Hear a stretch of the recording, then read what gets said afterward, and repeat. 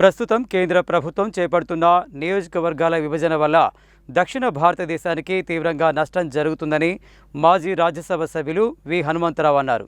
కేంద్ర ప్రభుత్వం డీలిమిటేషన్లో కనీసం ప్రతిపక్షాల సంప్రదింపులు లేకుండానే తన ఇష్టానుసారంగా చేపడుతుందన్నారు.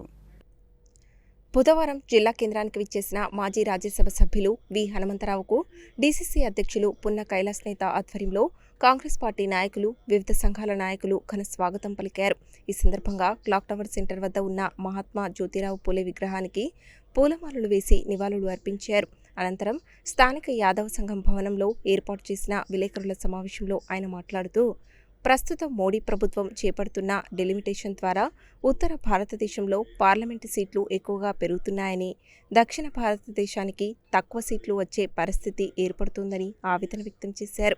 ఉత్తర భారతదేశంలో సీట్లు పెరగడం వల్ల అధికారంలోకి రావడం సులభం అవుతుందనే ఉద్దేశంతో బీజేపీ ప్రభుత్వం వ్యవహరిస్తోందని ఆరోపించారు. కేంద్ర ప్రభుత్వం చేపట్టబోయే జనగణనలో కులగణన తప్పనిసరిగా ఉండాలని ఆయన డిమాండ్ చేశారు. కులగణన చేస్తేనే దేశంలో తమ జనాభా ఎంత ఉందో తెలుస్తుందని, తద్వారా బడ్జెట్లో వాటా, రాజకీయ అధికారంలో భాగస్వామ్యం పెరుగుతుందని అన్నారు. ప్రభుత్వం తీసుకువచ్చిన మహిళా రిజర్వేషన్ బిల్లులో బీసీలకు ప్రత్యేక కోటా కల్పించాలని డిమాండ్ చేశారు. జనాభాలో 60% కంటే ఎక్కువ ఉన్న బీసీల కోసం ప్రత్యేక మంత్రిత్వ శాఖ కావాలని డిమాండ్ చేస్తున్న ఓబీసీ సామాజిక వర్గానికి చెందిన మోడీ స్పందించకపోవడం ఆశ్చర్యకరమని అన్నారు. గతంలో రాహుల్ గాంధీ పాదయాత్రలో ఇచ్చిన హామీ మేరకు తెలంగాణలో కాంగ్రెస్ ప్రభుత్వం అధికారంలోకి వచ్చిన వెంటనే కులగణన చేపట్టిందని తెలిపారు. భారతదేశాన్ని హిందూ దేశంగా మార్చేందుకు మోడీ ప్రభుత్వం కుట్ర చేస్తోందని ఆయన విమర్శించారు.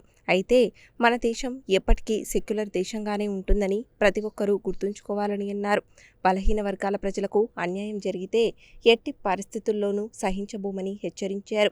జనగణనతో పాటు కులగణన కూడా చేపట్టాలని డిమాండ్ చేస్తూ కాంగ్రెస్ పార్టీ ఆధ్వర్యంలో ఏప్రిల్ 16న ఢిల్లీలో జరిగే ధర్నాకు పెద్ద ఎత్తున హాజరు కావాలని పిలుపునిచ్చారు. డీసీసీ అధ్యక్షులు పున్న కైలాస్ నేత అధ్యక్షతన జరిగిన ఈ విలేకరుల సమావేశంలో బీసీ సంక్షేమ సంఘం జిల్లా అధ్యక్షులు దుడుకు లక్ష్మీనారాయణ, ఎస్సీసెల్ మాజీ జిల్లా అధ్యక్షులు వెంకటేశ్వర్లు, మాజీ వైస్ ఎంపీపీ పరమేష్, గుర్రంపూడి కాంగ్రెస్ నాయకులు పోకల దేవదాస్, పోకల అశోక్, యువజన కాంగ్రెస్ జిల్లా నాయకులు వేముల గోపీనాథ్, ఎస్సీ ఎస్టీ ఉపాధ్యాయ సంఘం మాజీ రాష్ట్ర అధ్యక్షులు కొంపెల్లి భిక్షపతి, గుడిపాటి లక్ష్మీ నరసింహ, ముంతాజ్ అలీ, అన్నపోయిన సుధాకర్, నోముల జనార్దన్, రవీందర్ రెడ్డి, ధనుంజయ, సైదులు, మేకల సాగర్ రెడ్డి, జిల్లా వెంకటేశం, జశ్వంత్, చిలకరాజు సతీష్, జేరిపుత్ర రమేష్ గౌడ్, వెంకట నరసయ్య, కర్నాటి యాదగిరి, గాజుల శ్రీనివాస్, రాజేందర్ రెడ్డి, ఎస్సీ ఎస్టీ విద్యార్థి సంఘం జిల్లా అధ్యక్షులు ఏర్పుల శ్రవణ్ కుమార్, గుండు వెంకటేశ్వర్లు, కట్టెల శివ, జనార్దన్ గౌడ్, కార్తిక్ రెడ్డి తదితరులు పాల్గొన్నారు.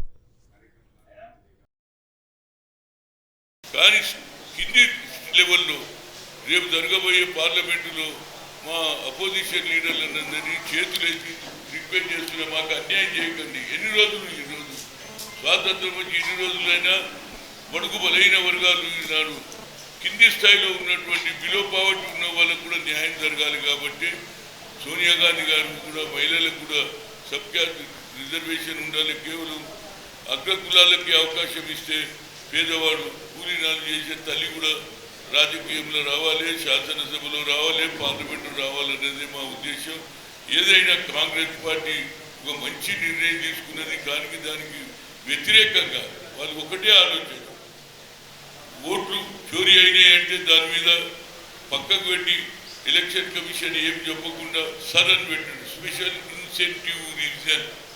అంటే మీ నాయన ఎడబుట్టిండు, మీ అమ్మ ఎడికెళ్ళి వచ్చింది అంటే నీకు లేదని, అంటే తరతరాల నుంచి వచ్చిన్నారు, వీడు ఉన్నారు, అట్లా ఓట్లు ఖండిస్తున్నారు. ఉత్తర భారతంలో ఇవన్నీ ఏమి లేవు. వాళ్ళకంతా ఎట్లనన్నా అవకాశాలు ఎక్కువ ఉంటాయి. ఎక్కువ రాష్ట్రం ఉన్నటువంటి వాళ్ళకి ఎక్కువ ఉంటుంది. చిన్న రాష్ట్రాలలో కూడా మాకు అన్యాయం జరుగుతుందని మా రేవంత్ రెడ్డి గారు కూడా ప్రధానమంత్రికి రాశారు, చంద్రబాబుకు రాశారు, అదేవిధంగా సిద్ధరామయ్య కూడా లెటర్ రాశారు. వీళ్ళందరూ ఫైట్ చేయాలి. ఒకసారి అయిపోయింది అనుకో, వచ్చే మాకైతే అన్యాయం జరుగుతుంది, వచ్చే తరం వాళ్ళకు కూడా అన్యాయం చేస్తుంది కదా. పేరేమో మహాత్మా జ్యోతిరావు పూలే ఆశయాలు అంటున్నారు. ఆయన మెయిన్ సబ్జెక్ట్ ఏంది? సామాజిక న్యాయం, అందరూ బాగుండాలి. అందుకుంటే భార్యతో కూడా చదువు నేర్పించింది. కనుక ఈ ఇష్యూను గ్రామాలలో తీసుకుపోవాలి. అప్పుడే తెలుస్తుంది. ఎందుకంటే ఆ రోజులు పోయినాయా, 40 ఏళ్ళ కింద దొర నీ బాధ్యత అనేటట్టుగా ఎవరు లేడిగాలి. ఎందుకంటారా భయ్, నేను చదువుకున్నాను, నేను కూడా ఆయనతో బరాబర్ ఉన్నా అనే ఆలోచన వచ్చింది. కాబట్టి అయితే ఓబీసీ ఎంపీస్ కన్వీనియర్గా తప్పనిసరిగా వీళ్ళు ఉన్నటువంటి వాళ్ళు యువకులు కానీ సోదరి మంది కూడా ఢిల్లీకి రావాలి, ధర్నా చేయాలి.